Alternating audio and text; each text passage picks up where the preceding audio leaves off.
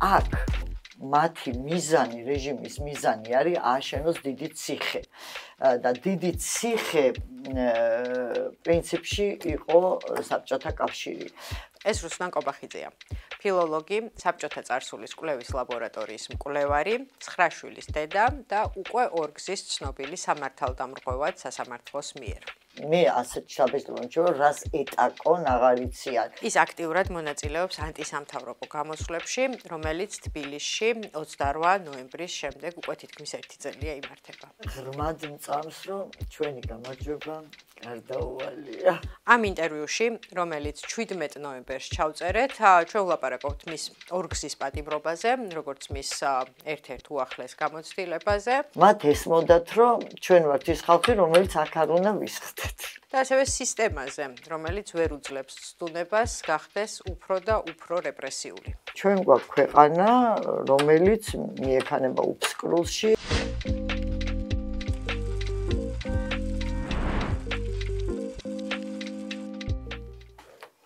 როგორ ხართ ქალბატონო რუსუდე? შვენივრად. ორგზის სამართალდამრღვევი. სამართალდამრღვევად ცნობილი. ერთი დღით და სამი დღით იყავით იზოლატორში. გაიგეთ რამე ახალი სისტემაზე ამ დღეების განმავლობაში, რაც მანამდე არ იცოდეთ. კი, სხვათა შორის კარგი გამოცდილება იყო. ჯერ ერთი ახლოს ვნახე ეს პოლიცია. ჩვეულებრივი პოლიციელები, რომლებსაც რაღაც გარკვეული შთაბეჭდილება შემექმნა. ჯერ ერთი დავინახე, რომ ესენი არიან რაღაც ცალკე სოციუმია, რომლებიც ძალიან ჩვეულებრივი ადამიანები არიან, უბრალოდ უინტერესოები არის. ანუ არ არიან დაინტერესებული, ცოტა უცნაურია, რომ პოლიციელი არ არის დაინტერესებული, ვთქვათ, ქვეყანაში მიმდინარე პროცესებით, ან რაღაც ღრმად არ უნდა ჩაიხედოს, ანუ მე მგონია ერთადერთი რაც დამაკლდა, რომ მათ არ აინტერესებთ პრინციპში რა გვინდა ჩვენ. თუმცა მშვენივრად კეთილად არიან, უმეტესობა არის კეთილად განწყობილი. ეს არ არის მხოლოდ, ასე ვთქვათ, დატრენინგებული ქცევა, ეგ ვნახე, რომ ცდილობიანად მოგექცნენ რაღაცის, მაგრამ ბევრი ავლენდა კეთილგანწყობას, ზრუნვას, ვთქვათ, ბოდიშს გიხდიდა, რომ შენთვის უნდა გაეკეთებინათ ეს ბორკილები, ხომ არ გიჭერთ. თუ შეიძლება ეს აიწიეთ და ზემოდან გაგიკეთებთ, განსაკუთრებით ქალები. თუმცა ბიჭებიც იყვნენ, რომლებიც, მაგრამ ერთმანეთში ისე რაღაც საუბრობენ, ისეთი ის აქვთ, რაღაცა, როგორც ჩვენ რაღაცებს ყვებიან, იქ რაღაც შვილებზე, იმაზე, ცოტა გაოგნებული უყურებდი, პირველად რომ დამაკავეს და ვიყავი ამ შუშებიან შენობაში. ეს ხალხი რაღაცნაირი ის არის, ასე ვთქვათ, ამოვარდნელი პოლიტიკური დღის წესრიგიდან და ეს, რა ვიცი, მიაჩნიათ, მე მგონი, იცით როგორ საქმეთ, რომ სადღაც წავიდნენ, გააკეთეს რაღაც საქმე, მე ბრუნდებიან სახლში, მე ერთმანეთთან რაღაც ჩვენიერი ურთიერთობა, რა ვიცი, მაგალითად დაზგაზე რაღაცას აკეთებენ. ანუ იქით არა. მაგრამ იყვნენ დაინტერესებულებიც, რომლებიც მეესაუბრებოდნენ, მეკითხებოდნენ, მეკამათებოდნენ, თავიანთი არგუმენტები ჰქონდათ და ასე ვთქვათ, რაღაცებში მოდიოდნენ აშკარად. რა ინტერესებდათ, რას გეკითხებოდნენ? აინტერესებდათ მაგალითად ესეთი რაღაცა, რომ რა აზრი აქვს, ეს გადაკეთვა ხო სიმბოლურ ხასიათს ატარებს. მე ვეთანხმებოდი, რომ კი ბატონო, ეს არის სიმბოლური გადაკეთვა და ამით როგორ უნდა იბრძოლოთ, ანუ რა აზრი აქვს ამას. და მე ვმენებოდი, რომ ჩვენ გვყავს ჩვენი პატიმრები. ეს უსამართლოდ დაკავებული ადამიანები, რომლებსაც ვერ მივატოვებთ. მეორე, ჩვენ გვაქვს ქვეყანა, რომელიც მიექანება უფსკრულში, მე ამას უხსნიდი, რას თუ როგორ უფსკრულში? ხო, როგორ უფსკრულში, ვთქვათ, რატო არის, რომ არჩემებული გვაქვს ეს რუსეთი, რომ ვთქვათ, ცოტა მათთვის გასაგებენაზე უხსნიდი რომ ეხლა აი ბიზნეს უბრალოდ სხვა გზა არ აქვს თუ არა რუსეთთან ჩახუტება, იმიტომ რომ სხვა შემთხვევაში ვერანაირად თავისი რესურსებით ის აქ ამ ისეთ ქვეყანას ვერ გააკეთებს არა, უბრალოდ გაამყარებს იმ ავტორიტარიზმს, რისკენაც ასე ვთქვათ, მიდის და ეს ყველაფერი რაში ჭირდება, ვთქვათ, იმიტომ კი არა რომ რაღაც რქიანი ეშმაკი, არამედ ჭირდება იმისთვის, რომ მათ უნდათ ფული, მათ უნდათ კორუფციული გარემო, მათ უნდათ ასე ვთქვათ კანონმორჩილი, უბრალოდ მათი მორჩილი მოქალაქეები, რომლებიც არაფერს არ აპროტესტებენ და ეს ბუნებრივია თქო და სხვათაშორის ეს მოდათ. რაღაცებში მეკამათებოდნენ, მაგალითად აი იმას რატო აკეთებთ, რომ რაღაც აგრესიული მე ვთხარი, აბა მითხარი დამისახელეთ ეს ჩვენი აგრესიული ქმედებები. მე რას მიიჩნევენ აგრესიად? აი აგრესიად მიიჩნევენ ოლეოლაზე არ ვთქვამთ, მაგრამ აი მანქანებსო რატო ეჩხუბებით, რომ იმას ხო გავლა უნდა. ერთ-ერთი მეკამათა იმაზე, რომ აი თქვენ ხო უშლით, აი მოქალაქეს თქვათ გადაადგილებას უზღუდავთ, რომელსაც რაღაც სადღაც მიეჩქარება. მე ვეუბნებოდი, რომ სახში მიდისო და მე ვთხარი, აი სად სახში მიდის რუსთაველის პროსპექტზე, ხო? სადაც ჩვენ ვდგავართ, იქ არის პირველი სკოლა, იქ არის ცისფერი გალერეა, იქ არის პარლამენტი, იქ არის და ბევრი პარალელური ქუჩა. ხო, ბევრი პარალელური ქუჩა, მაგრამ იქ ღამის 9 საათიდან 10 საათამდე მაგალითად, აი სად მიდის? იქ ხო აი ზუსტად კონკრეტულად იმ შენობებში არ მიდის, ეხლა მოსავლე ახალგაზრდობის სასახლეში მიდის, მუზეუმში მიდის, თუ სად მიდის, ხო? და ფეხით გაიაროს, ხო? არავის არ დაუშლია მათთვის ფეხით.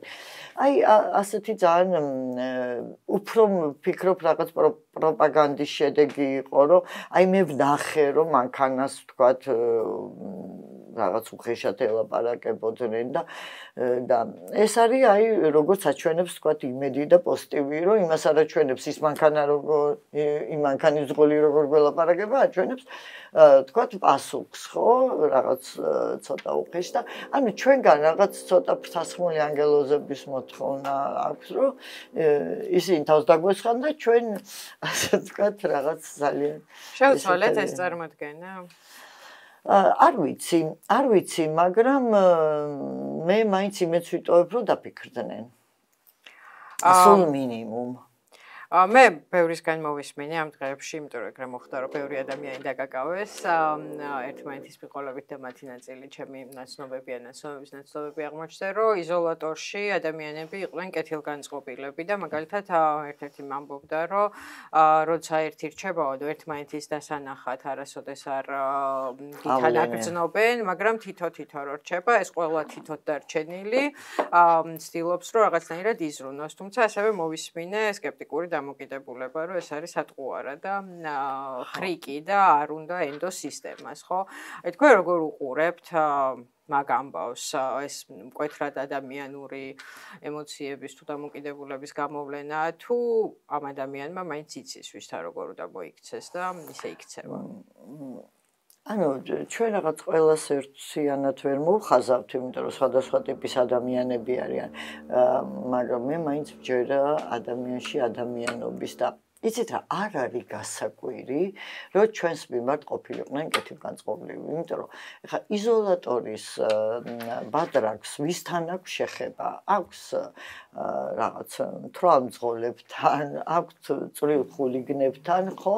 და უცბად იქ შედიან. პერიოდულად მკვლელებთან, ნარკომოვაჭრეებთან. ხო, მაგრამ ნუ ეს სისხლია უფრო და ეხლა ესენი ხო ადმინისტრაციულში არის, მე არ ვიცი ეხლა ისინი თქვათ საერთო სისხლის დაკავებულებიც ხდებიან იზოლატორში, ხო. კი, მაგრამ სისხლი არის ანუ სისხლი და ადმინისტრაციული ერთად არ ზის. ეგეც მარტივია. ხო, ანუ ცალკე არის ადმინისტრაციული და ნუ გვერდით არის, მაგრამ სისხლი გვერდით არის.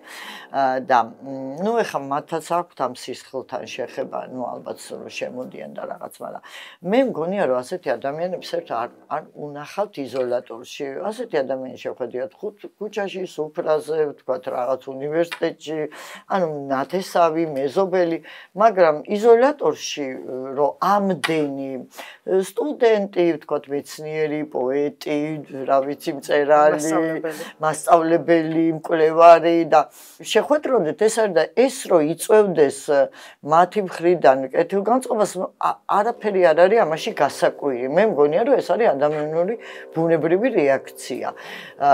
ზოგი არის შედარებით ესეთი შეკავებული, რა თქმა უნდა, მზრდილობის ფარგლებში და არანაირად არ გადადიან ამ მზრდილობის ფარგლებს, მაგრამ ძალიან ბევრს ატყობ აი როგორ აი რაღაც რევერანსებით არიან, მაგალითად ყოველწუთში მეკითხებოდნენ ექიმი ხარ გჭირდებათ რომ ხედავდნენ რომ მეძინა, მიკაკუნებდნენ და ექიმი ხარ გჭირდებათ რაღაც მელაპარაკობდნენ ესე ქალბატონო რუსიკო მობძანით გიღიმიან და ეხლა მე ძალიან კარგად ვამჩნევ ყალბღიმილს და თქვათ ესეთ რაღაც დაყენებულ ღიმილს, რაც გამყიდველის ღიმილი ვაა.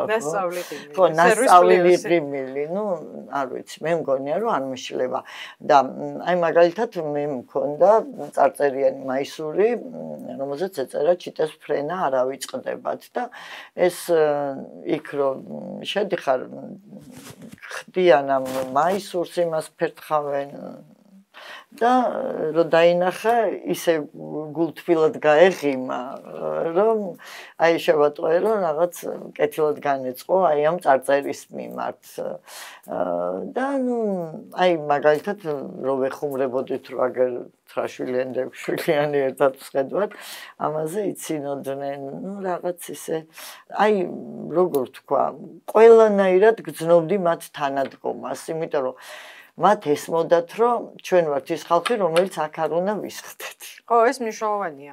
გაშიშვლებას და ესეთ დამცინავ დამოკიდებულებას და ამას როგორც ხვდებით თქვენთან არა, უბრალოდ იქიცით როგორ რაღაცას აკეთებენ, ეს არის მათი პროტოკოლი, რომ შენ რაც გაცვია ის უნდა დაფერთხონ შეგ რაღაც ხომ არ არის ფეხსაც მას ხდიან. ო ცალცალკე, ეხლა ეს ჩაიცვით, ეხლა ამას და ამას აკეთებს ქალი, დიდი ბოდიშებით და ნუ ხო, ნუ ის არ ყოფილა რაზეც სხვა დაკარგულები მიანიშნება ხოლმე. არა, თუმცა მე მაინც მგონია რომ ბიჭებთან უფრო სხვა დამოკიდებულება აქვს. და კიდე იცით რა, როგორც შენ ელაპარაკები, შენ თუ ეხლა მე რაღაც ჩვევათ მაქვს, რომ ყველაფერზე ვიხდი მადლობას, თქვენ მომცემდნენ ჩაის, მადლობა, რომელი საათია, თქვა 9 საათი, მადლობა და ნუ ეს სპეციალურად კი არ ვაკეთებდი, უბრალოდ ჩვევაში მაქვს, რომ ადამიანი რო რაღაცა ან ვუხდი მადლობას და რაღაც ესეც იწევდა ამ კეთილგანწყობას. არასდროს არ ვეუზრდებოდი მე თვითონ, არასდროს აგრესიულად მონებო და ესე არ ვექცეოდი და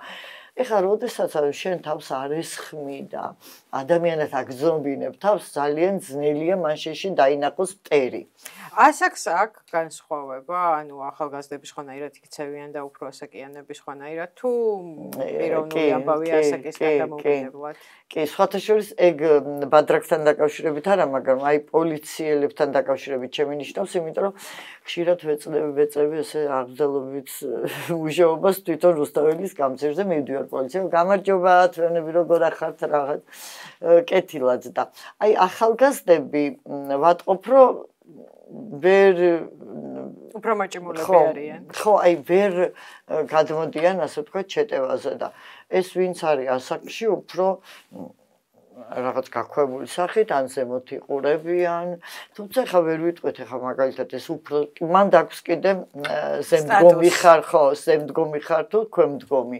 იმიტომ რომ ქვემდგომები ბევრად უფრო რბილები არიან და ეს ზემდგომები აი რაღაც თავიანთ იმას მაჩოურ რაღაც იმას ავლენენ ხოლმე და სხვათა შორის ერთ-ერთი ყველაზე ხნიერი პოლიციელი რომელიც იდგა რუსთაველზე მე ჩვენ როდესაც ვკეტავდით ამ რუსთაველს მოდიოდნენ ეს მანქანები და ნუ რა ვიცი ამის ფეხებში დაგვჯახებოდნენ და მე მანამდე ჩავუტარე ლექცია ორ საშუალო ასაკის პოლიციელს რომ მეთქარ თქვენ ხართ პოლიციელი და თქვენ ხართ ვალდებული უბრალოდ რომ ჩვენ არ დაგვარტყას მანქანა ნუ წამოვიდნენ იქ რაღაც თავიანთი არგუმენტები ქონდათ რომ აი თქვენ არ უნდა კეტავდეთ მე ვთქვი ჩვენ კეტავთ მაგაზე არ გელაპარაკებით და მე ვკეტავ თუ არა აქვს მნიშვნელობა მანქანამ არ უნდა დამარტყას და ეს არის თქვენი როგორც პოლიციელის მოვალეობა.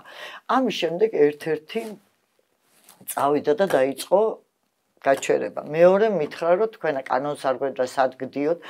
ესე აგდებულად მეთხარი უკაცრავად და მე თქვენ მეგობრულად კი არ გთხოვთ ან რაღაც ადამიანური მას კი არ გადებთ ვალს, არამედ თქვენ ეს არის თქვენი პროფესიული მოვალეობა და თქვენ ეს გევალებათ რომ მე მანქანამ არ დამარტყას იმის და მიუხედავად მე ვარ თუ არა თქვენით დაწესებულ კანონს, ხო? ეს ბიჭი წავიდა და დაიწყო ჩაშვება მანქანების. თუმცა მხოლოდ ერთი დღე, მეორე დღეს ალბათ უთხრეს, რომ ეს რაღაც ეს თვითშემოქმედება ხო საჭირო არ იყო, მაგრამ ძალიან გამოუგდა ამ ხნიერი პოლიციელის რეაქციამ, აი სწორედ რაზეც დამიჭირეს იმ დღეს, აი მოდის ეს მანქანა და ილამის გადაუარა ჩვენ ერთ-ერთ დემონსტრანტს და მე უთხარი ვერ ხედავთ რომ ეს მანქანა ეტაკება და რატო არ ინძრევით თქვა რომ დგახართ თქო და არ დაეტაკებაო უთხარ თქვენ უკაცრავად და რა იცით დაეტაკებაო თუ არა აი თქვენ უფროს ლაშას ხო დაეტაკა მანქანა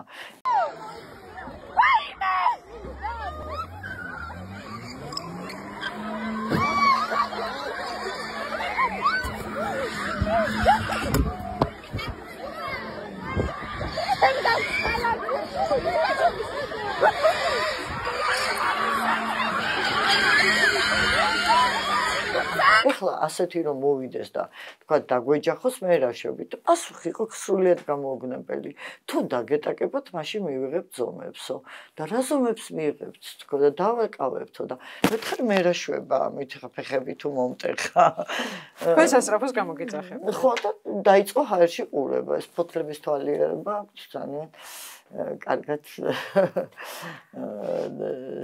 ათვისებული ეგ სხვა შორის ძალიან საინტერესოა ხოლმე პირდაპირ ყურებას ხო აი არ უყვართ თვალებში ყურება ან მარჯვნივ ან მარცხნივ ზემოთ ან ქვემოთ უფრო ხშირად იყურებიან თქვენ რაც თქვით აი პოლიციელი მეკითხებოდაო რომ ამით როგორ უპირისპირდებით რეჟიმს ხო თუ ეს სიმბოლური აქტია ეხლა როცა ჩვენ ვლაპარაკობთ ეს გზის გადაკეტვის ბატალიები თითქოს უკან მოტოვებულ ამბად აღიქმება ხო მიუხედავად იმისა რომ სულ რამდენიმე დღის წინ დიდი ნებათაღელვა იყო ამაზე გადაიკეტებოდა თუ არა გზა იმიტომ რომ პროტესტმა დაიწყო მარშირება პოლიცია დგას ცოცხალ კედლად რუსთაველზე და გზა აღარ იკეტება.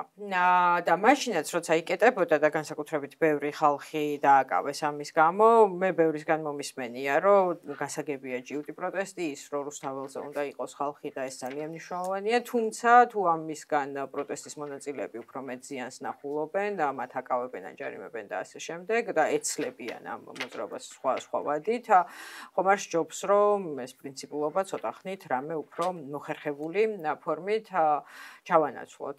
თუმცა მე როგორც ხვდები თქვენ იყავით ის ადამიანი, ვინც თვლით, რომ მნიშვნელოვანი იყო გეჩვენებინათ, რომ კანონი, რომელსაც როგორც სასამართლოში თქვით, მიიჩნევთ რეპრესიულად და დამაშინებლად, თქვენი დამოკიდებულება ამ კანონის მიმართ დაგეფიქსირებინათ, ხო?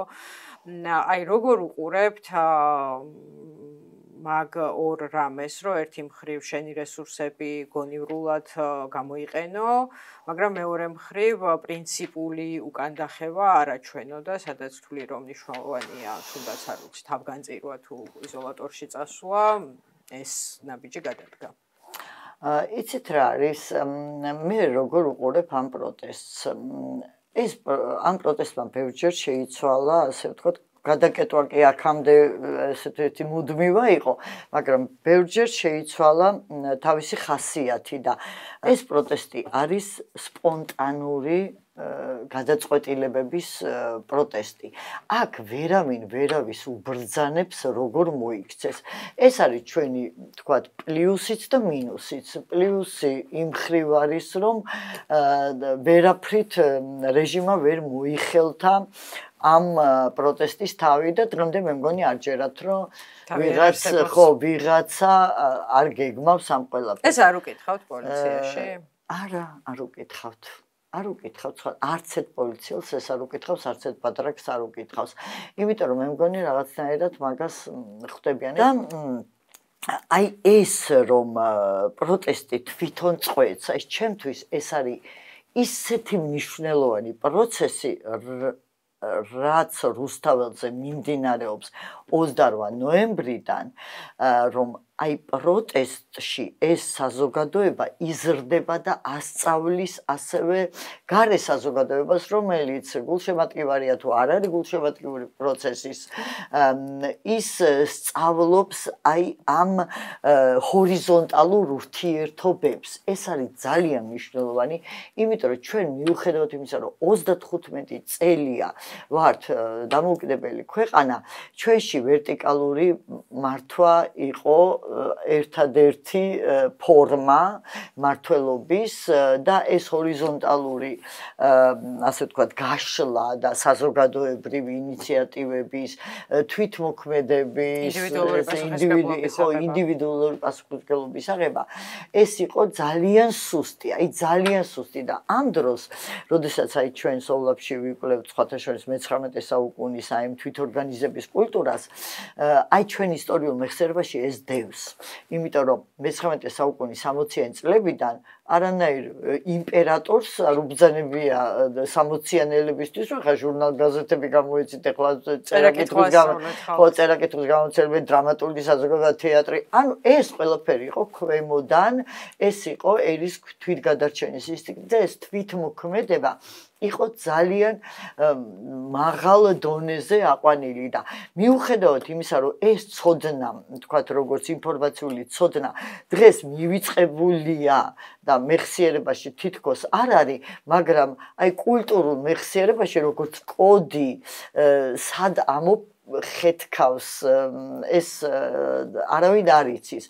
აი თუნდაც ეს მაგალითად ეს ფულის შეგროვება, ეს სოლიდარობა, მთელი მე-19 საუკუნის გაზეთები რო ნახოთ, იქ აი გლეხები, მუშები, რაღაც არც რკინიგზელები, ერთი მანეთი და 7 კაპიკი აგროვებენ. წინდებისგან გაყიდული თანხა. აი ყველაფერზე ბიბლიოთეკებისთვის, თქვათ, სკოლებისთვის, თქვათ, რაღაც გზის სტუდენტების და ის კი არა რუსეთში მოშიმშილე გლეხებს უგროვებდნენ და ეს ასე ვთქვათ, არ ქრება შენს კულტურულ გენში. მე ღრმად მწამს, ცოტა შეიძლება მისტიურია, მაგრამ რაღაცნაირად ეს დევს შენში და სადღაც ცოცხლდება, როგორც კი თავისუფლდება არტახებისგან, როდესაც თავისუფლდება, ვთქვათ, აი ჩვენ ხო გავთავისუფლდით ჯერ რუსული იმპერიული მმართველობისგან და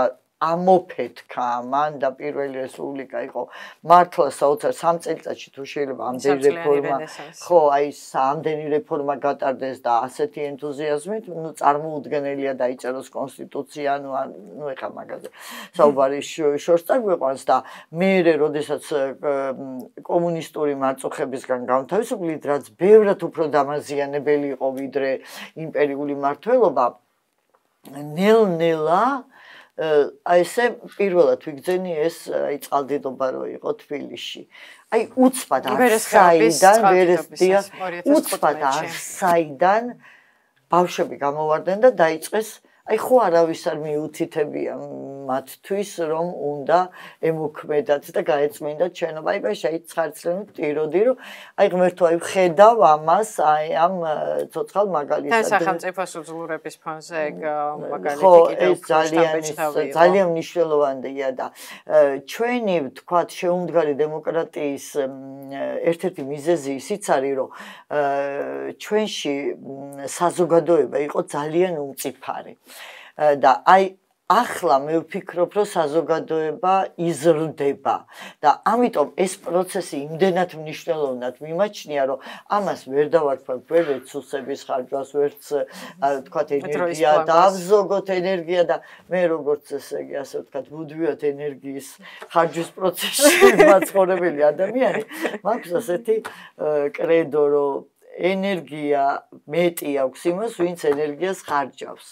ანუ რაც მეტ ენერგიას ხარჯავ, მით მეც გამოიმუშავებ. ასე რომ დავზოგოთ ენერგია, ჩემის აზრით არის ძალიან მცდარი შეხედულება. და აი ახლა აი ამ პროტესტს რო ვაკვირდები, ხო, აი უცბად შეიცვალა, როდეს თავისით შეიცვალა, არავისთვის არ უბრძანებია, რომ მოდი, კი იქ არის კამათები, რომ ვთქვათ, ესე გავაკეთოთ ის. აი, იწყება რაღაცა წინადადება და ან მიიღებს პროტესტი ამას, ან არ მიიღებს, რომელიც არავინ არ იცის, აი, ცოტა გავს ენა, რომელ სიტყვას მიიღებს და არ მიიღებს, აი რაღაც ცოცხალი ორგანიზმი. ძალიან ადრიდან ვაკვირდები ამას, მაგალითად, მახსოვს, რომ აი ახალი წლის ნაძვის ხერო დადგა კახიკალაძე, მით წამოვიდა, რომ მოდი ნუ შევეტაკებით, ჩავიდეთ ქვემოთ და იყო იქ ასე ვთქვათ, ამაზე მსჯელობა, ზოგი ამას წერდა, ზოგი იმას წერდა და უცბად ადგა და ყველა მივიდა და დადგა იქ. ანუ ყველა არავინ თავისით, აი მე და ჩემი მეგობრები იქ ვეძახით ამას კოლექტიურ გონს. აი კოლექტიური გონი წყვეტს რას იზამ. უცბად დაიწყო მარშები. ეს მარშები აი ყველამ ინდივიდუალურად დააორგანიზა. მე პირადად რა ვიცი 6 თუ 7 მარში მაქვს თუ მეტი გაკეთებული. აი უცბად მივხვდი რომ მოდი ახლა მეც გავაკეთებ ამ მარშს და გამოვიდა ამ მარშის ასე ვთქვათ ეფექტიანი იყო ეს მარში და ეფექტურიც მე მგონი. ყველაზე უფრო ვამაყობ მე და თათია მექვაბიშვილმა რომ გავაკეთეთ 26 მაისის მარში.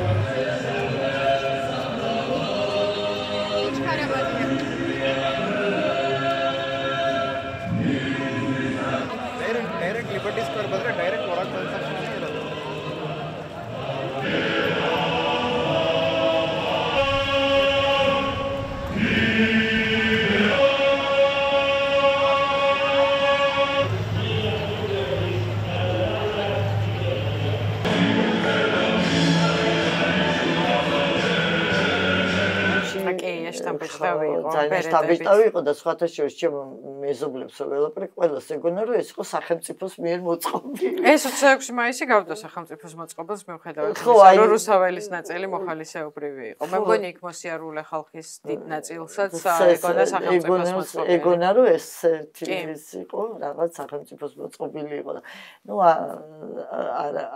არ მწყის ესეთი რაღაცა მთავარია რომ ჩვენ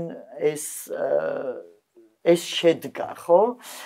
და აი რაღაცნაირად აი ამ მემ რამაც ვერასდროს ვერ გადაიწია უკან ჩვენ პოლიტიკურ პარტიულ ელიტაში, აი აქ არის ეს ცოტა უკან გადაწეული. იქ არიან ადამიანები, აი სულ ვფიქრობდი, არიან თქვათ მიშას თაყვანისმცემლები, არიან საშინელი ანტივიშტები, არიან მემარცხენეები, რომლებიც სულ ერთმანეთს ეჩხუბებიან, ხო მონარქისტებიც კი და სულ ერთმანეთს ეჩხუბებიან, მაგრამ აი თუ გაგიჭირდა მე ყველას იმედი მაქვს.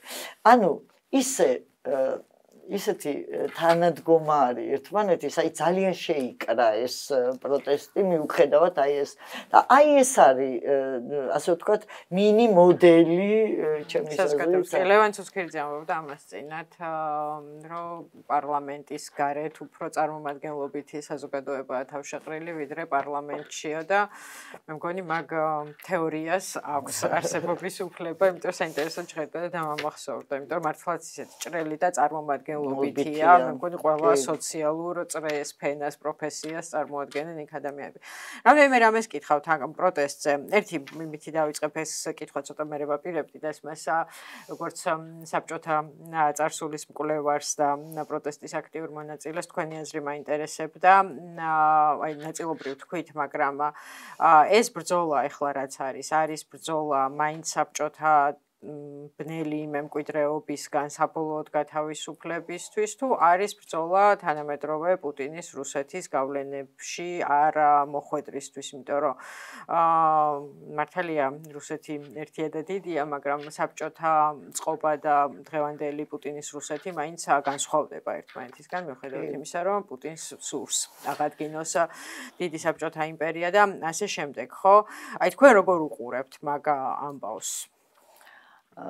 იცით რა არის, თუ გაჩნიას ვისი გადმოსახედიდან შევხედავთ, მე მგონია, რომ პროტესტის ბევრ მონაწილეში არც არის გაცნობიერებული მყარად თქვათ რომ ისინი ებრძვიან საბჭოთა მემკვიდრეობას.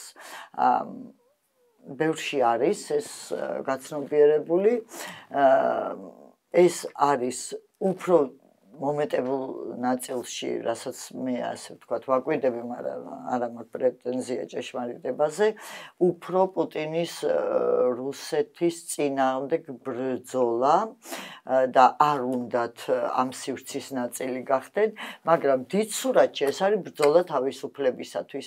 ეს არის ბრძოლა ინდივიდუალური მეს შესანარჩუნებლად, იმიტომ რომ ცნობიერად ყველა გრძნობს, რომ აქ მათი მიზანი, რეჟიმის მიზანი არის ააშენოს დიდი ციხე.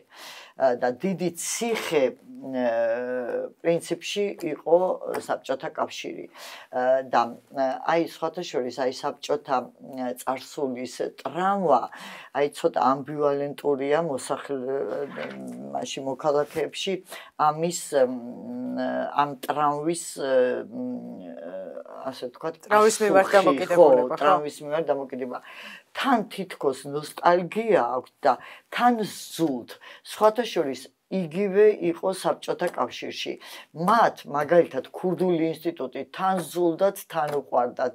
აი ეს რაღაც დამოკიდებულება, რაღაც რაღაც ჩალიჩი ესა, აი რაღაც მლიქვნელობა თან იყვნენ ამის ნაწილი, თან ზულდათ და მე ჩემ თავს დავაკვირდი სხვათა შორის, როდესაც ჩვენ პირველად დაიწყო ეს ეროვნულ განმათავისუფლებელი მოძრაობა და გამსახურდია მოვიდა მე ხელისუფლებაში, რამ შოკავდა მე გამსახურდიაში, როდესაც ის იძახოდა კრემლის აგენტი.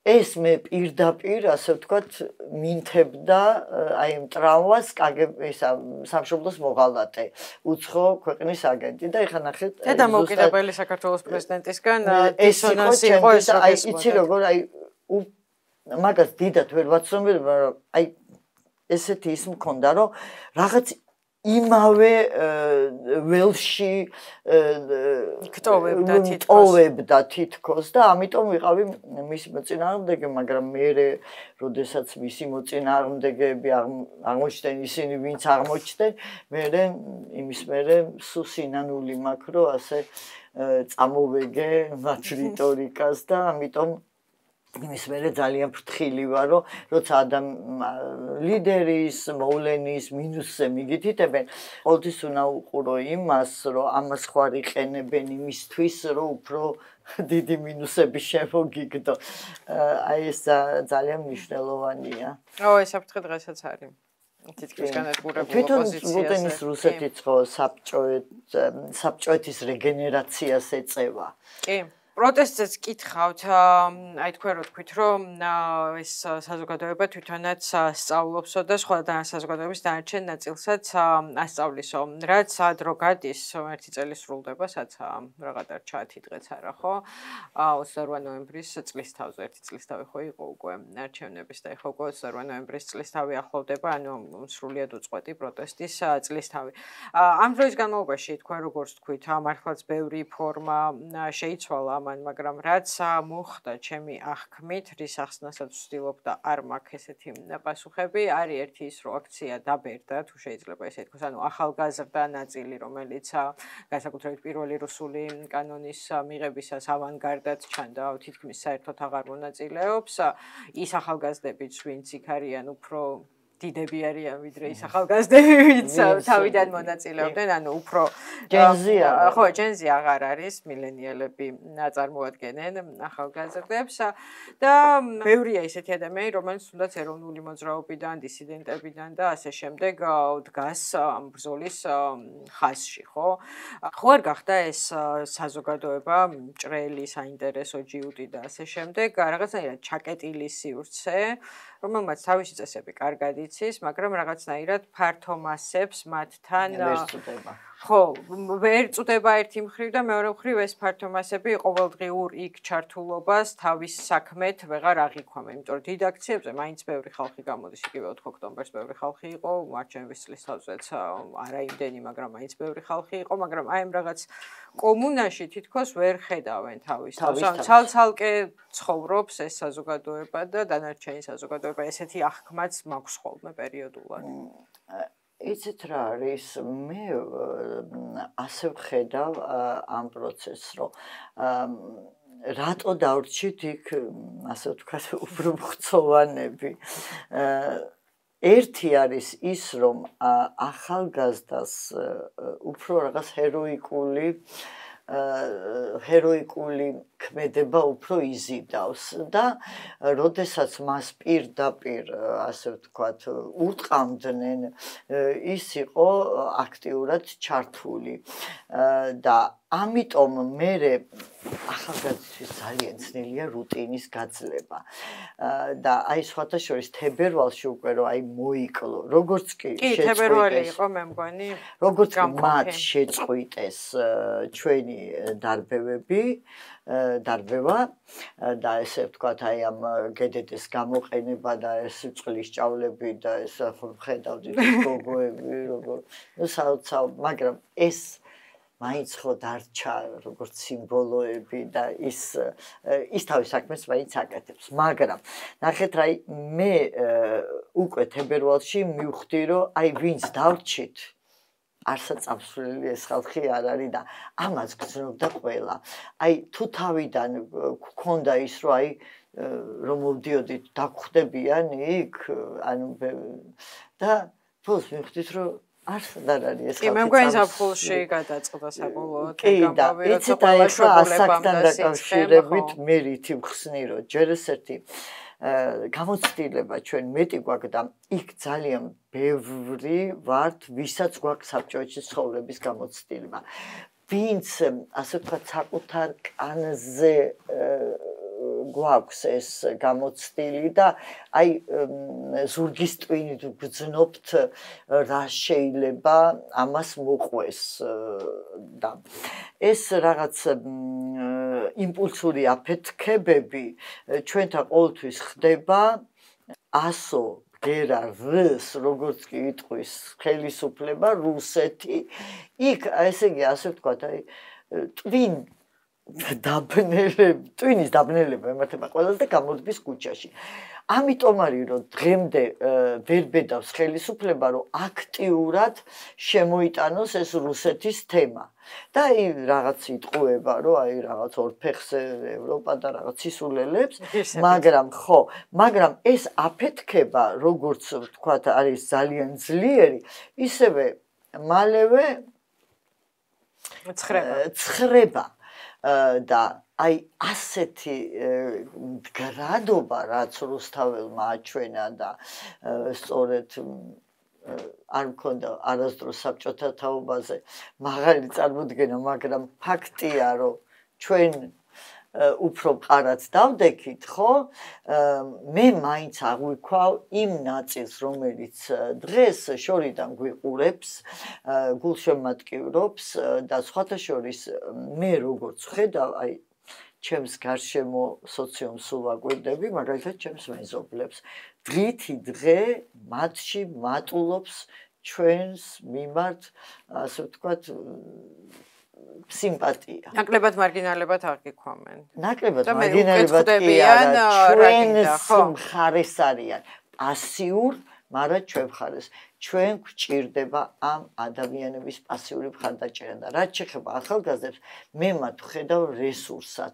როცა საჭირო იქნება, ისინი წიან თავის სიტყვას. თქვენ არ დარდობთ, რომ ისინი ყოველდღიურად არ მონაწილეობენ. კეთილი.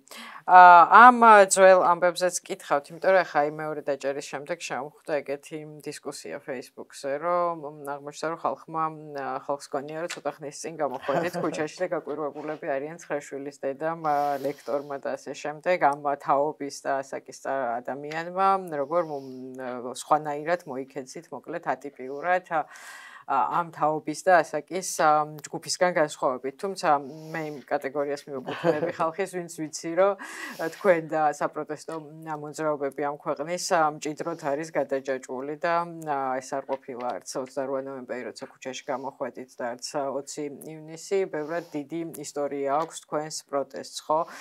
ალბათ საინტერესოა, კაი დიდი გამოცდილება კია მასობაში დაგროვილი, ხო? განსხვავება საბჭოთა მოქალაქის დამოუკიდებლობის და თავისუფლებისთვის ბრძოლის პარალელებსა და განსხვავებებში, რაც აქვს თანამედროვე დამოუკიდებელი საქართველოს მოქალაქესთან. ხო, ეს დამოუკიდებელი საქართველოს მოქალაქეც მე მგონი სხვადასხვა დროს განსხვავებული იყო. რაღაცა დროს ეგონა რომ დამოუკიდებლობა უკვე მიღწეული და გარანტირებული იყო და ახლა სწორედ ამ დამოუკიდებლობის დაკარგვის შიშია დიდწილად რაც აცოცხლებს, ხო, ამ პროტესტს.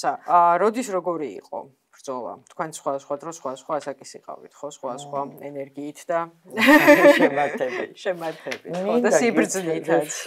ვიდრე გითხრათ, რომ ჩემი შემართება დღეს უფრო მაღალია, ვიდრე ვთქვათ 80-იან, 90-იან წლებში. მე ჩემი ცხოვრების სხვადასხვა ეტაპზე ძალიან ბევრი ცხოვრებით ვიცხოვრე, ასე ვთქვათ. ანუ ჩემი მეგობარი ხუმრობდა ხოლმე, რომ ეს კობახიძე იმდენჯერ გამოიცვალა, რომ აი როგორი იყო წინა ის გაზაფხულზე ტყავს იცვლით. ხო, რაღაც კი გვახსოვსო. მე არ მიმაჩნია, რომ ეს არის მინუსი, მე მიმაჩნია, რომ ადამიანი ვითარდება და ოღონდ უნდა ვითარდებოდეს წინ და არა უკან. მინახავს ბევრი ადამიანის ასე ვთქვათ განვითარება პოზიტიურისკენ და მინახავს ძალიან ბევრი ადამიანის დეგრადაცია ჩემი ცხოვრების მანძილზე. მე ვერ ვიტყვი, რომ მე ვიყავი აქტიური ეროვნულ-განმათავისუფლებელი მოძრაობის, ასე ვთქვათ, აი ამ პროტესტში, იმიტომ რომ მაშინ მე ძალიან გაგიკვირდებათ და ახალი მისული ვიყავი ეკლესიაში და იქ ისეთი პროპაგანდა მიდიოდა, რომ ეს ამბოხი არ შეიძლება და ნუ ძალიან სასაცილოა მე რო გენახეთ როგორ ვიყავით თავშვალწაგრული და დიდი ფსკვნილი და გძელი. ეს რამდენი წლის იყავით ახლა? 24-ის.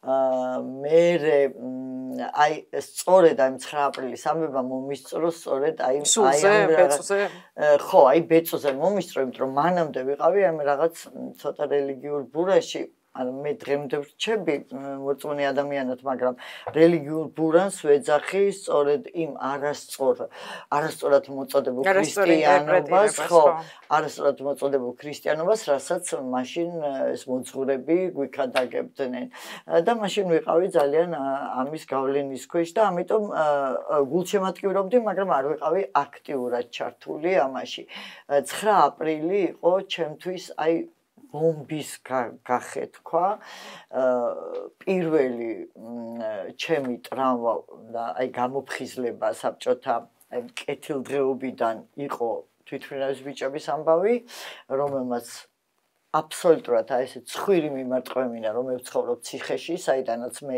არ მიშვებენ იმიტომ ეს ხო ვიცოდით რომ ჩვენ არსად არ გვიშვებენ მაგრამ აი ესე რომ ცხვირი მიგერტყა ეს იყო თვითმფრინავის ბიჭების ამბავი და მეორე რომ ჩვენ ცხოვრობთ ქვეყანაში სადაც ქუჩაში გამოსვლისთვის კლავენ და კლავენ აბსოლუტურად ასე ვთქვათ უდანაშაულო ბავშვებს და იქ ერთ-ერთი იყო ჩემი თანამშრომელი ნანა სამარგულიანი რომელიც იყო არაჩვეულებრივი ადამიანი და ძალიან მიყვარდა ღამე გამეღვიძა რომ ღრიალებდნენ ქუჩაში აი იმ სიჩუმეში რომ ბავშვები დახოცეს და ეს იყო ჩემი აი ესე ვთქვათ ამოყვინთვა მაშინ რომ აი დავინახე აი მთელი სისაზარლით რომ შეასკდები ამ მანქანას რომ ხედავ აი ამ საზარელ მონსტრს აი უკვე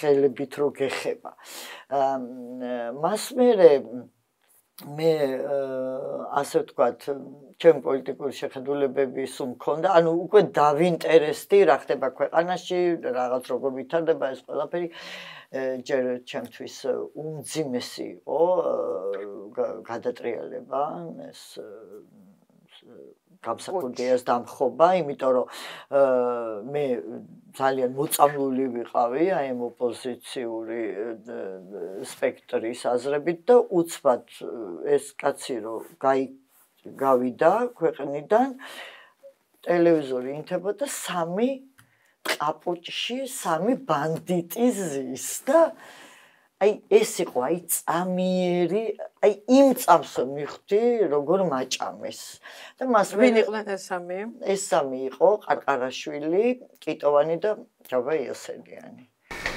Без бензина и без этих мы можем всю здание взорвать, но там находятся грузины, те же самые дети, которые под охрану держат комсомольцы, не выпускают оттуда их. Мы воздерживаемся так от массированного удара, потому что не хотим пролить грузинскую кровь, которые, значит, там дети.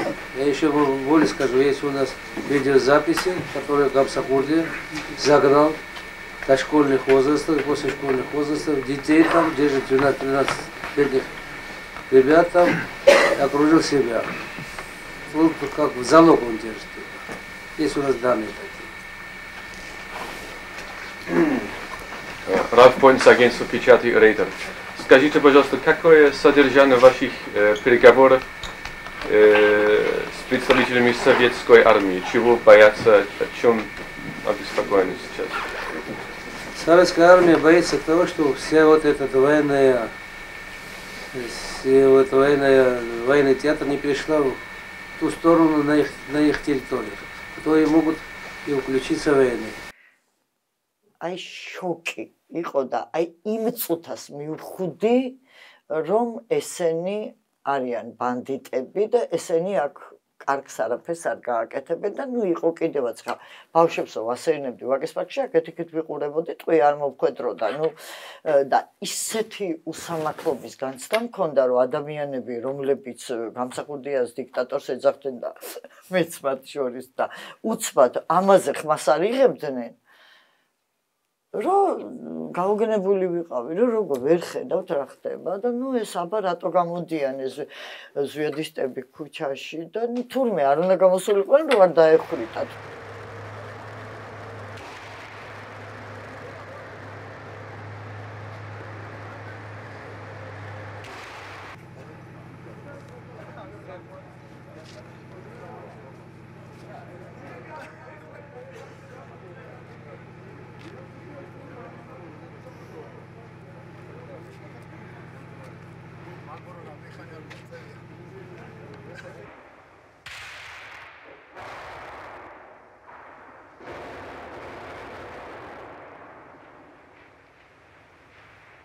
ეს ჩემში საშინელ პროტესტს იწვევდა, მით უმეტეს რომ ჩემი ქმარი თვითონ ზვიადისტებთან ძალიან დაახლებული იყო და წასული იყო გამსახურდიასთან ნახა კიდევაც გროზნოში.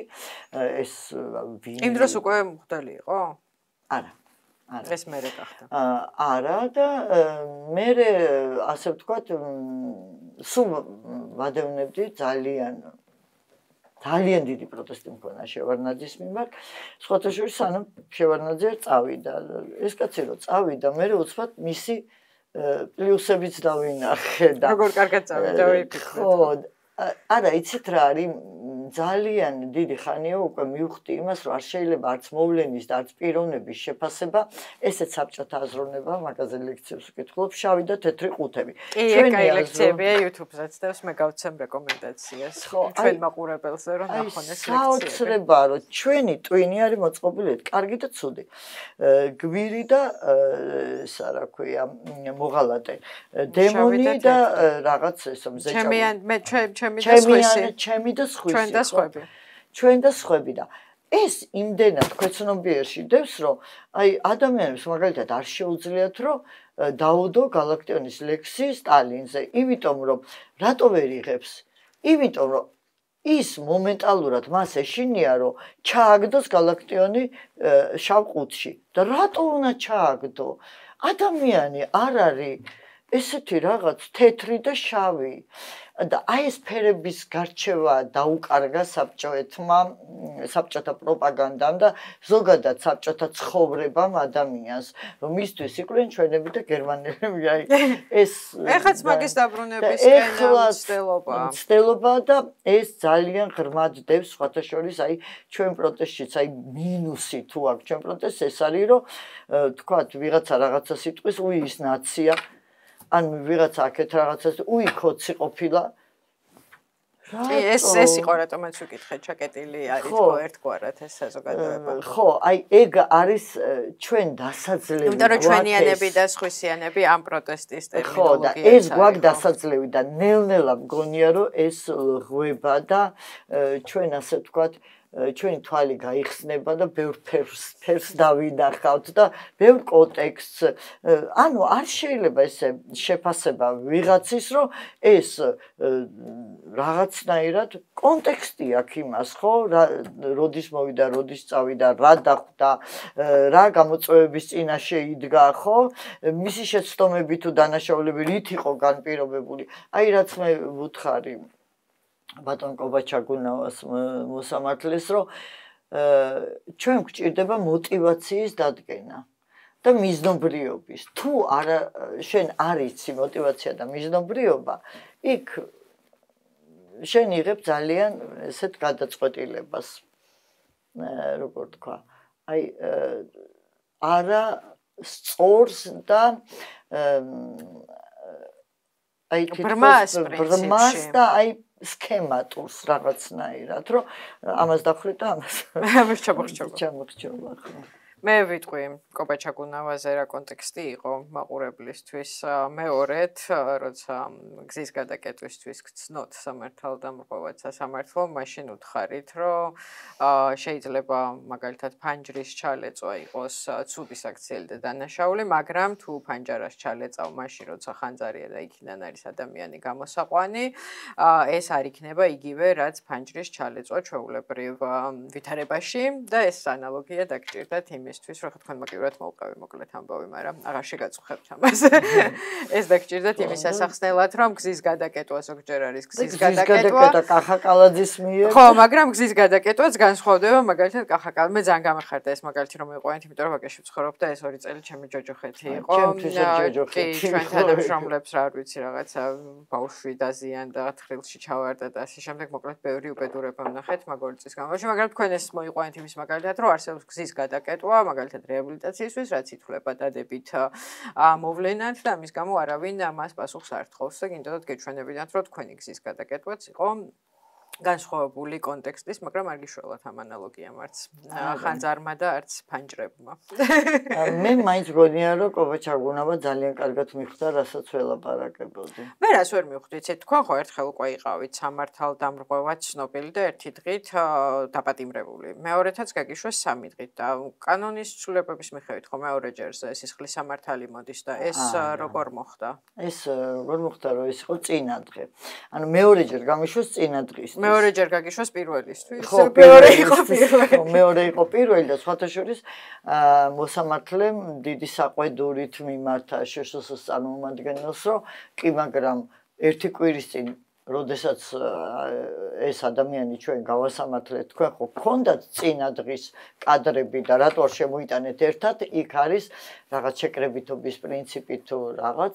ყოველ შემთხვევაში ეს არ ითვლება განმეორებით, ასე ვთქვათ, ანუ განმეორებით ითვლება, რომ შენ რომ მოგისჯიან რაღაცას, ანუ შენ რო გცნობენ სამართალდამრღვევად და შენ მერე მაინც და არ ღვევ, უკვე სისხლი მაშინ ამოქმედდება. მაგრამ ჩაგონავა ძალიან კარგად მიხვდა, რასაც ველაპარაკებოდი, იმიტომ რომ ბოლოს უკვე რო უთხარი, რომ დაუხშეთ საინფორმაციო ღრუარი, ეს არის პროტესტის ჩახშობის თვის მიღებული კანონები და არა წესრიგის აღსადგენად, თავი ჩაგუნა სხვათა შორის. მაგრამ 3 დღით მაინც გაგიშვეს. მაგრამ 3 დღით მაინც მე მოდი შეთქმულების თეორიას განვავითარებ. შსსს-ს საქციელი, რომ ჯერ უფრო ძველი შემოიტანა კი არა, ხო, მოკლედ არეულად შემოიტანა. ხო არ იყო იმის განთავის დაძვრენა, რომ უნდა დაესაჯეთ ნამთავნებობისთვის, იმიტომ რომ ეს კადრები შთამბეჭდავი იყო, როგორ დადიოდით დროშა მოხვეული რუსთაველზე და შთამბეჭდავი კადრები არაფერში არ ჭირდება სისტემას. უნდა დაესაჯეთ ამისთვის, მაგრამ არ უნდათ, რომ პატიმრობაში გაეშვით. თუ ეს შეთქმულების თეორიაზე თქვენ არ გიფიქრიათ. ეს ხო არ დაიწვიეს. მე მართალი რომ გითხრათ, ძალიან მაღალი წარმოდგენის არა ვარ მათგონებრივ მონაცემებზე და საერთოდ იმაზეც კი რომ მათ რაღაცა ასეთი გათვლები შეუძლიათ. მე მგონია რომ ისინი ძალიან დაბნეულები არიან. მართალი რომ გითხრათ, ვერ მივხვდი პირველ დღეს რატო არ დამაკავეს, მაგრამ შესაძლოა რომ მოქმედებდა ეს ჩემი ცხრაშვილიანობა და რაღაცნაირად გადაწყვეტილება ჰქონდათ მისაღები, ან შეიძლება სულაც არ იცოდნენ, არც მაგას არ გამოვრიცხავ და სულაც არ ჰქონდათ კოორდინაცია, ან შეიძლება ესე უბრალოდ დაინახავენ ვიღაცას და ხელს სტაცებენ. ანუ რაც არ ვიცი, იმაზე ვერ ვიმსჯელებ. უბრალოდ მართლა არ მგონია, რომ ესე რაღაც აწყობილი აქვს მაგათ, ეხლა ამას ვიზამთ, ეხლა იმას ვიზამთ, არ გავს. ანუ ქაოსურის ეს არის ძალიან ქაოსური და აი მე ასეთ შაბეჭდობა მჩვენა, რას ეტაკონ აღარ იციან და შეიძლება ვიღაცა ისეთმა ნახა ის დროშით სიარული, რომ გაბრაზდა, რომ ეს რა არის. ხო? რამდენს ბედავს ეს ქალი? დაახალეთ პირდაპირ ფეხებში. გაუშვით. ნუ ჩაგუნავას ეთყობოდა, რომ მას არ უნდოდა ჩემი გაშვება, თითქოს ბოდიშსაც იხდიდა. აი მისი სიტყვა იყო თავის მართლება, რატომ ვერ გამოიყენებს არასაპატიმრო ღონისძიებას. აი ამას მიხსნიდა, რომ დასავლეთშიც ასე ვთქვათ სიტყვის და გამოხატვის თავისუფლება, იმიტომ რომ მე იქ ჩემ კონსტიტუციურ უფლებაზე გამამაკვილი ყურადღება, ესეც არ არის შეუზღუდავი, იქაც არის რაღაც ჩარჩოები, ოღონდ არ დააკონკრეტა ეს ჩარჩოები, ალბათ ეს ჩარჩოები არის, რომ ვიღაცას თავში ჩავარტყა, ხო? და ეს რა თქმა უნდა, არა მაქვს ამის უფლება. და ნუ აი ისე იყო რა რაღაცნაირად დაგჭირდება რომ არ იყო კომფორტულად. მოდი მეორე ხარისხოვან პერსონაჟებზეც ვიკითხავ ამ ამბის მაგალითად შინაგან საქმეთა სამინისტროს წარმომადგენელი თქვენი მოგვარი აღმოჩნდა და თქვენი მოგვარი ავტომატურად ნიშნავს პრემიერ-მინისტრის მოგვარესაც, ხო? ძალიან ამბივალენტური გვარი გვაქვს. კი, ჩვენს ყავდა დიზაინერი, გრაფიკული დიზაინერი კობახიძე და ყოველ ჯერზე გადმარტავდა რომ მასთან არადაირი გენეტიკური და ახლობლური კავშირი არა. მე მაქვს სხვათაშორის რაღაც კავშირი, ის იყო ჩემი მეზობელი. უბრალოდ მე დიდი ვიყავი, პატარა ბავშვი იყო, მაგრამ ნუ ანუ მამამისი და დედამისი ჩემს სადარბაზოში ცხოვრობდნენ და ხშირად ასე ვთქვათ ეტლით ჩამომიყვანია კიდევაც კიბეებზე და მგონი ვასეირნებდით ხოლმე ერთად. ოღონდ მე მაშინ საერთოდ დიდად მაშინ რაღაც ბავშვების მოყვარული არ ვიყავი და ნუ ანუ არც ვაქცევდი ვინ იყო, ბიჭი რო იყო მახსოვს და მე აკვანში ვინ ხმა იწვა, ამისთვის არ მიგიქცევი. მე აღვიდგინე რომ ეს ის იყო. ეს ის ხმა იყო. ხო, ეს ის ხმა იყო და ძალიან მეცინება სვამაზე, რომ ასე ვთქვათ, მე რო ვიყავი სტუდენტი, ეგ იყო პატარა მაშინ და ასე ვთქვათ 1-2 წლის და ასეთი გადაკვეთა გქონდა არაცნობიერად. რაჭაში არ გადაკვეთილ. არა, რაჭაში არ გადავკვეთილვართ. იქაც მეზობლები. იქ არა ვართ საერთაშორის მეზობლები, იმიტომ რომ ჩემგან საკმაოდ შორს ცხოვრობენ, მაგრამ მამამის კარგად ვიცნობდი, აი ამ სადარბაზოდან და მე არ ცხოვრობ კობახიძების უბანში.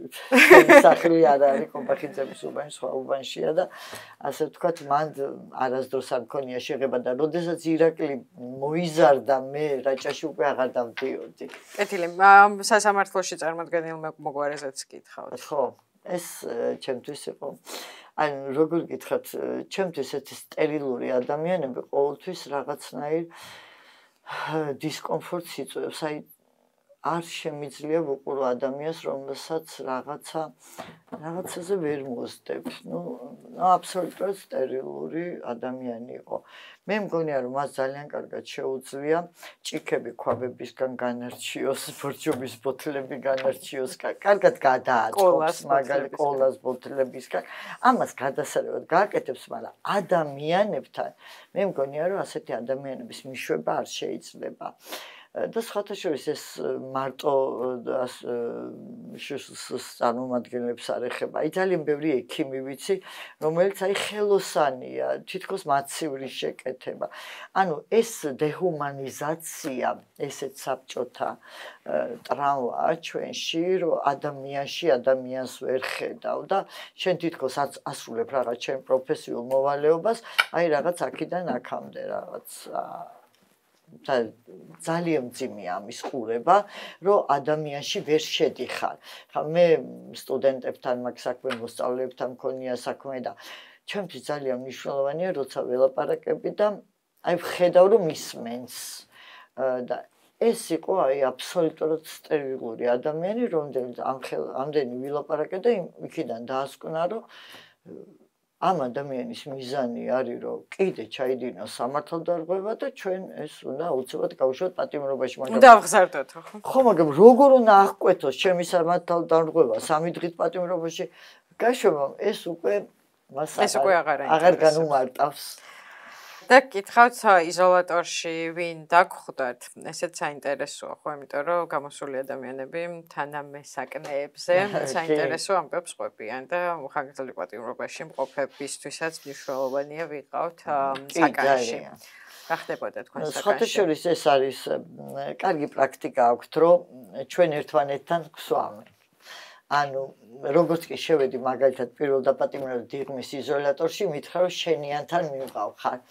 და იგი დამხვდა ანი ძულიაშვილი, მერე შემოიყვანეს ლეილა ცომაია, დილის 4 საათამდე ვიცინოდით, ყვებოდით ამბებს რაღაცა, მერე უკვე როდესაც გადამიყვანეს ზაჰეში 1 საათით, იქ დამხვდა ანასტასია ჯაფარიძე, რომელსაც სხვათაშორის დღეს ისევ პროცესი აქვს. ანასტასია ჯაფარიძეს ჰქონდა მისჯილი 10 დღე და მე მეორეჯერ რო შევედი, ანასტასია უკვე გამოდიოდა, ანუ ის ხო, და ორჯერ გადავიკვეთე, ეს არაჩვეულებრივი გოგო, არაჩვეულებრივი სრულიად და ოღონდ ძალიან მოკლედ ის უკვე გაყავდათ, მე შევყავდით და მერე ჩემთან შემოიყვანეს ერთი ქალბატონი, რომელიც რო შემოვიდა, ეს სახეზე არ ვიცნობ და მეთქე თქვენ რაზე ზიხართ და მე გზის გადაკეტვაზეო და აღმოჩნდა ლევან ბუტიკაშვილის დედა, რომელიც ასევე იჯდა გზის გადაკეტვაზე, რომელსაც გამომიცხადა, რომ მე ვყავს 6 შვილი. აი მე რა ძალიან გამახალისა და მე ძალიან ხალისობდით ამაზე, რომ ორი მრავალშვილიანი დედა მოვხდით ერთად და მოკლედ რა გვეკეთებინა იქ არ ვიცოდით. იმიტომ რომ შრომას ნაჩვენი ხალხი. გამოიძინეთ? თუ წაიკითხეთ. ამდენი ძილი უკვე ძალიან თუმაჩ იყო ჩემთვის. პანჯარა ქონდა თქვენი საკითხი? პანჯარა? ანუ დღე იყო თუ ღამე ხდებოდი? კი, როგორ არა, სხვათაშორის დიდი პანჯარა აქვს. ეს არის ძალიან მაღალჭერიანი, ნათელი და დიდი ოთახი. დიდი ზომის ფანჯრით, რომელსაც აქვს საჰაერო. ეს დიღომში? არა. თუ ზაჰესში? ზაჰესში. დიღომში უფრო ესეთი ძალიან დისკომფორტული არის ძველი შენობა, ღია ტუალეტი, პატარა ფანჯარა და ეს მეორე ფანჯარა, ანუ კარის რა ქვია ამას, სარკმელი, რომლიდანაც საჭმელს გაწვდიან და ყოველ 5 წუთში ერთხელ გიყურებენ იქ როგორ ახარ გაივლის შემოგხედავს. ეს არ გაწუხებს ადამიანს? სხვათაშორის, იმიტომ რომ ვუყურებდი რომ როდის გამოივლი და რომ საათი მეკითხა. ეს არის საშინელება, რო არ იცი საათი.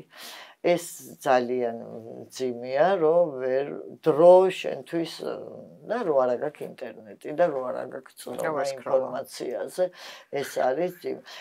ანუ ნათელი ისეთი ამის რეკომენდაციას კი გასცეთ. ხო, არა, ეს პანჯარაც სარკმელიც სულ გამოგებულია.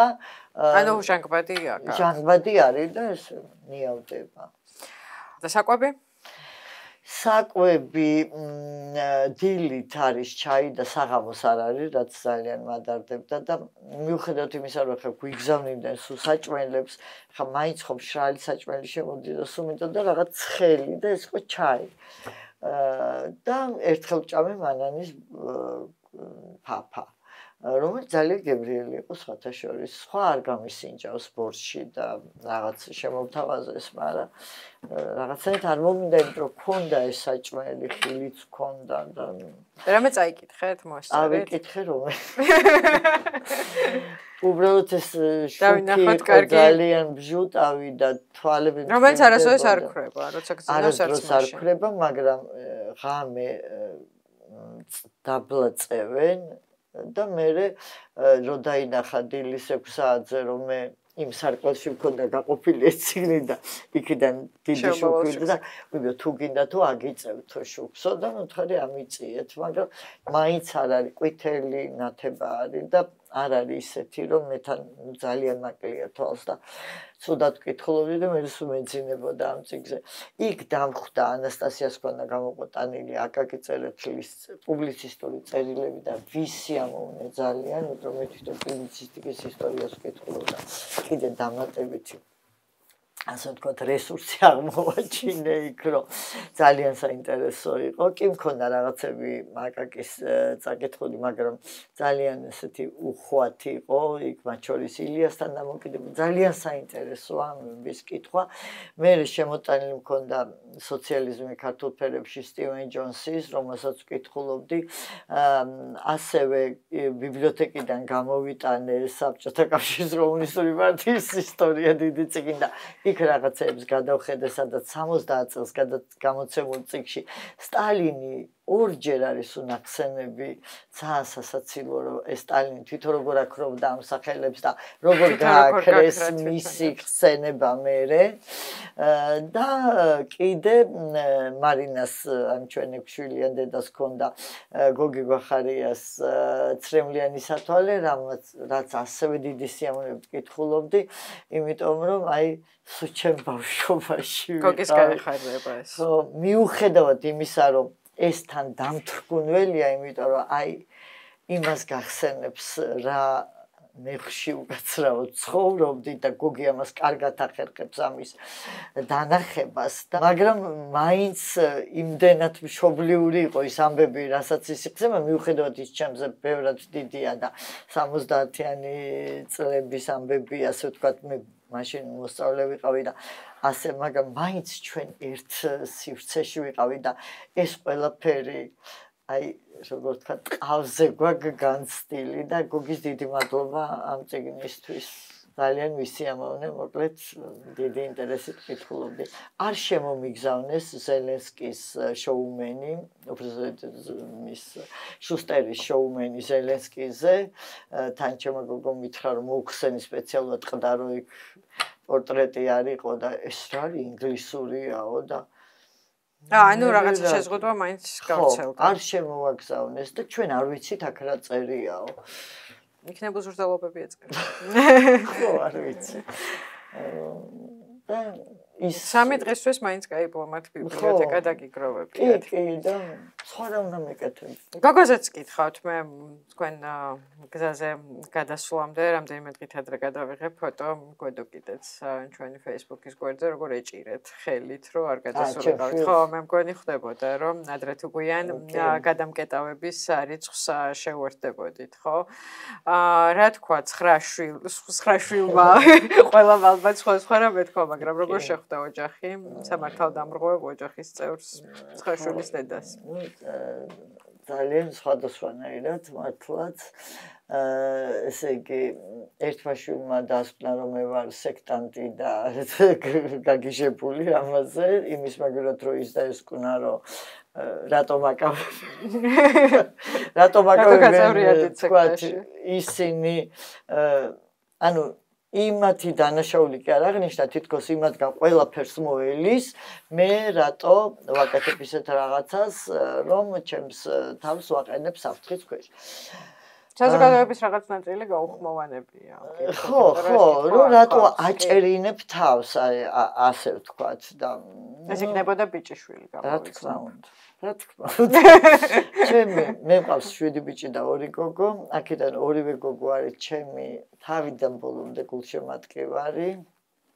ჩემ გვერდით უბრალოდ უფროს პატარა შვილი ყავს და ვერ გამოდის და ეს პატარა უმცროსი იყო რომელიც გიჭერდათ ბადრაგივით დამყვება და თელ წავიდა ჰოლანდიაში იყო და რო წავიდა თელ პროტესტ ჩემი თავი ჩააბარა ყველამ ხდებოდა ეხლა რა უთხრათ კატოს ეხლა რა უყოთ რა თვალებში როგორ შევხედოთ ასეთ ბიჭებს აქვს სხვადასხვაგვარი რეაქცია მაგრამ მაინც მგონია რომ მაინც მოსწონთ არ მეუბნებიან მაგრამ მაინც მე მგონია რომ ძირითადად მოსწონთ რასაც ვაკეთებ მე ხა გამოვწყდები, მაგრამ ამ ინტერვიუს გამოვიყენებ იმისთვის, რომ თქვა რომ ხედავდით ხოლმე, სულ რა კითხვაც თავში მიტრიალებ და როგორც ორი შვილის დედას, სულ იყო კითხვა, რომ აი როგორ გადარჩა ეს ქალი 9 შვილის გაჩენა გაზრდის ხანგრძლივ პროცესს და მე კითხეთ კიდეც ეს ერთხელ და საინტერესო პასუხი მივიღეთ. კიდეთ მოკლედ კიდეთ ხო, მაგრამ მე ისე ცხოვრება მოვიდა, რომ აგერ უფრო მეტი კითხვით მოგიხმეთ მოკლედ სალაპარაკოთ. როგორია 9 შვილის დედობა? იმიტომ რომ მე მგონია რომ ეს ძალიან მნიშვნელოვანია რაღაც 9 ძმა ხერხეულიძის დედის ქვეყანაში. უცბად გამოჩნდა სახე, იმიტომ რომ ჩვენ ვიცით მრავალშვილიანი დედები, მაინც მე მგონი ეს სტერეოტიპი მუშაობს, რომ და მინდა თქვა რომ დავანგრიე. დედაზეც არის ხოლმე, რაღაც ბავშვებს რატო არ აქცევ ყურა ერთი შვილის დედა ყველანაირ ქალზეა, მოკლედ სტერეოტიპი და განსაკუთრებით მრავალშვილიანზე. უშვილოებსაც. ქუჩაში რა უნდა ქალს. გაუთხოვარცეც ყველანაირზე არსებობს სტერეოტიპი, მაგრამ ეს მრავალშვილიანი მე მგონი აღიქმება, რომ ეს უნდა იყოს საუცილებლად ღარიბი უფლებო და ჩაგრული ცხოვრების ხალისის არ მქონდა და ასე შემდეგ და ხო ეს ყველა სტერეოტიპი დაარღვიეთ. ხო და როგორია მოკლედ ეგრე ცხოვრება თან რო სტერეოტიპებს არღვევ თან ცხოვრებას ინარჩუნებ და თან ეს აი თქვენ რაც თქვით რომ ბევრ ენერგიას გავცემო რაც არ უნდა იყოს მე არ მჯერა რომ ადვილია 9 შვილის წარმოება და გაზრდა. სხვათა შორის აი ვინც მიცნობდა ბავშვობაში ერთი მხრივ ეს იყო ყველასთვის შოკი რომ ჯერთ ყველას ეგონა რომ მე არ გავთხოვდებოდი იმიტომ რომ ცოტა ისეთი ვიყავი აი როგორ ხულიგანი ხო აი შემეძლო მაგალითად ქუჩაში ცეკვა ან და ერთი მხრივ ეს იყო შოკი რომ მე გავთხოვდი და 9 შვილი გავიჭირდა მეორე მხრივ არც გაუკვირდათ იმიტომ რომ ჩემგან არაორდინალურ ნაბიჯებს მიჩვეული იყო ყველა, ვინც მე ვიცოდა, მათ შორის დედაჩემი, რომელიც დილიდან საღამომდე იყო ცრემდენი, რომ ეს მყავს არანორმალური იძახდა და სულ უნდოდა რომ მე ყოფილიყავი ჩვეულებრივი და მე სულ ვეუბნებოდი რომ აი დედა, მე ვარ ხუთოსანი, ძალიან პატიჟოსანი, არაფერს არ ვაშავებ და აი რა გინდა რა გინდა და რა უნდა ამბობდა? მას უნდოდა რომ მე ყოფილიყავი ჩვეულებრივი. აი ჩვეულებრივი და სხვა შორის ჩემ ქმასაც ეგუნდოდა სულ მე როდესაც უკვე 9 შვილის პატრონმა დოქტორანტურაში ჩავაბარე, სულ უკვირდა ის რომ მე ვაკეთებდი აი ორჯერ იმაზე მეც რაც მომეთხოვებოდა.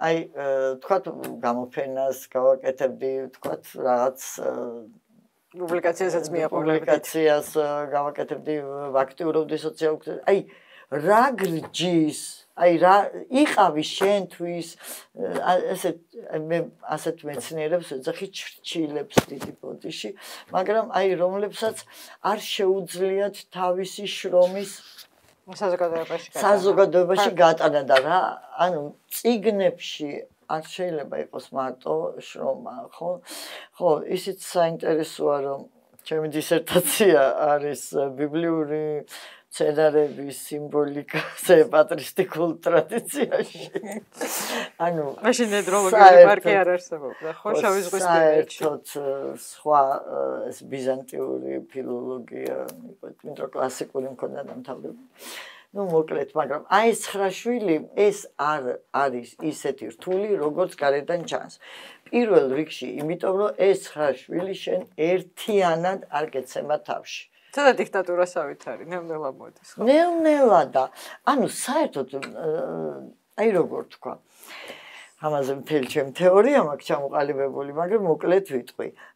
როდესაც მოსწავლე იწყებს წერას, მისთვის ის პირველი ასოს გამოყვანა არის ძალიან დიდი შრომის, ნერვების ფასად უჯდება ეს, ხო? და მე ჩვენ ისევ წერთ, რომ აი ხა ვინმე უკვირდება, რომ ხა მე 20 სიტყვა დავწერე, ან ერთი გვერდი დავწერე, არა, ხო?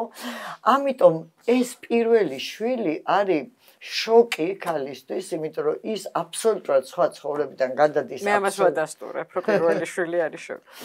ანუ პირველ შვილს ვინც გადაიტანს ის ყველა შვილს. მეორე შვილი არის შვება და აი მესამეს მე აღარ ვიცი რა ხდება. მეოთხეს არის საერთოდ ასე ვთქვათ მალინა როგორც იტყვია. და აი ეს პირველი შვილი იმდენად ასე ვთქვათ ცulis შენ ცხოვრებას, რომ აი ეს არის უკვე ძნელი. მეორე ის არის, რომ ამ შენ ერთ შვილს რო უვლი ხარ მარტო შენ.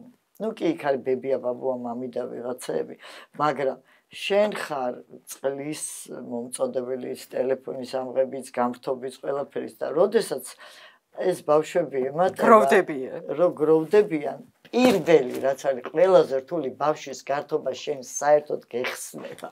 ასე რომ რაღაცა მხრივ ეს უფრო ადვილია და სულ ამაზე დამცინია რომ ვიცახი რომ 9 შვილი უფრო ადვილია ვიდრე 1 შვილი. ნამდვილად უფრო ადვილია, იმიტომ რომ აქ ყველა იღებ ბევრი ხელი გაქვს ასე ვთქვათ. ეუნე მომაწოდე ის აიღე ტელეფონი. აი ძალიან უბრალო რაღაცა, რასაც ყველაფერს შენ აკეთებ. და ამიტომ შენ და თან არა გაქვს გამოცდილება, ყველაფერზე ნერვიულობ, ვაიმე სიცხე მისცახო. ანუ არ არის ასეთი რთული, მაგრამ ყველაზე დიდი ის იყო ხა რაც თქვენ კითხვას მინაობას, ხო, ჩემთვის გამოცანა, რომ რაც მეტი შვილი მიჩნდებოდა, ჩემი თავისუფალი დრო იზრდებოდა. ეს ძალიან საინტერესოა.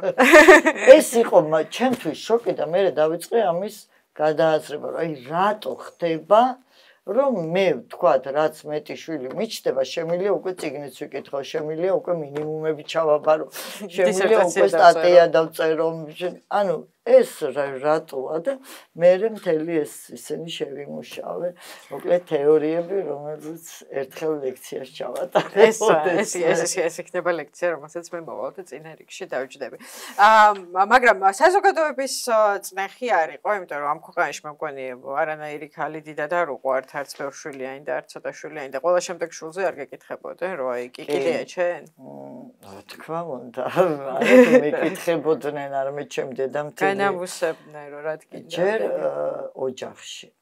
ჩემ დედამთილს ჰქონდა აი ცით როგორი რეაქცია, რომ აი მე რუსიკო ღამე დამესიზმრა, რომ შენ ორსულად ჩავი და შოკისგან გამომეღვიძა. ანუ სრული მიუღებლობა ამ ჩემი შვილების.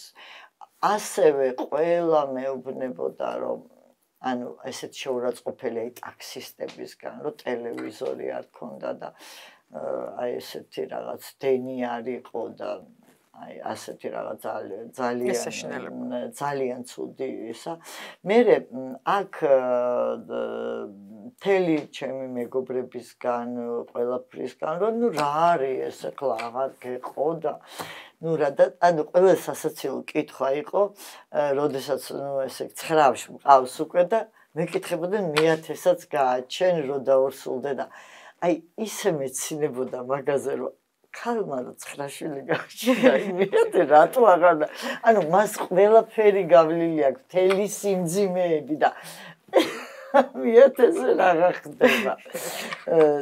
ძალიან სასაცილო იყო ეს, თუმცა 9-ზე გაჩერდა ეს ჩემი შვილოსნობა და საზოგადოებისგან იყო მიუღებლობა რაღაცნაირად განსაკუთრებით შევარდნაძის პერიოდში, როდესაც რაღაც დახმარებებს გვაძლევენ ზემოდან ყურება, რომ აი შენ რაღაც მეტი საქმე არა გაქვს, რომ ბავშვებს აჩენ და სხვათა შორის ძალიან მწარეთ მახსოვს ერთ-ერთი აი მრავალშვილიანთან განყოფილება, ვისაც ებარა იმ ქალის დამოკიდებულება ჩემს მიმართ და რომ მიაჩნდა რომ მე ვარ რაღაც გაუნათლებელი დებილი, მეტი საქმე არა მაქვს სახში ვზივარ.